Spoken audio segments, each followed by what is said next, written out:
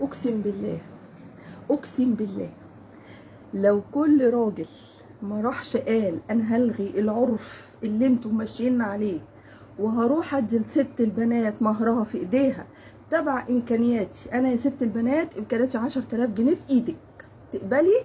اقبل يا سيد الرجال.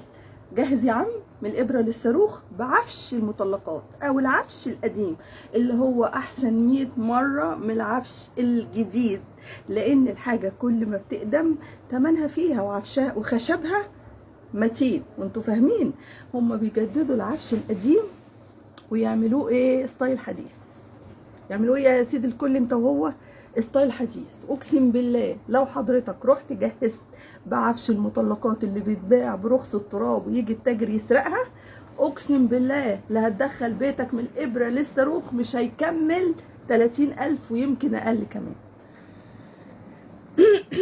عايزين تشاركوا في الاجهزه الكهربائيه، عايزين تشاركوا في انتوا الاثنين في الاجهزه الكهربائيه وتكتبها لها، تكتبها لها.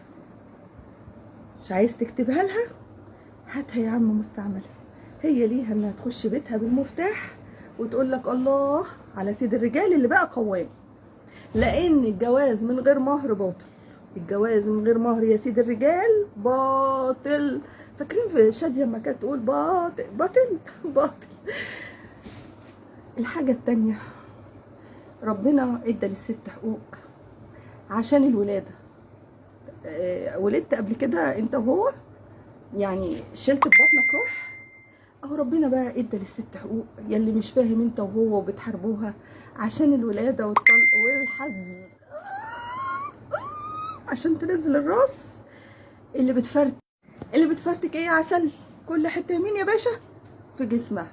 لما تبقى حضرتك يا سيدي الرجال يلي فوق راس المصريات، لو حضرتك تجرب الولاده هتقول لها انا مش هزعلك، حقوقك عندك انت وولادك. عشان انت لو حاربتها في الدنيا رب العباد بقى يا عسل مش هيسيبك في الاخره، مش هيسيبك يا مسكين انت يلي صعبان عليا والله. وعامله لك الفيديو ده عشان انت غلبان، انت غلبان. انت مين يا عم الحاج؟ انت وهو غلبان والله العظيم غلابه. مش فاهمين احنا الفراعين. احنا الفراعين، انتوا الفراعين واحنا الملكات. شكرا.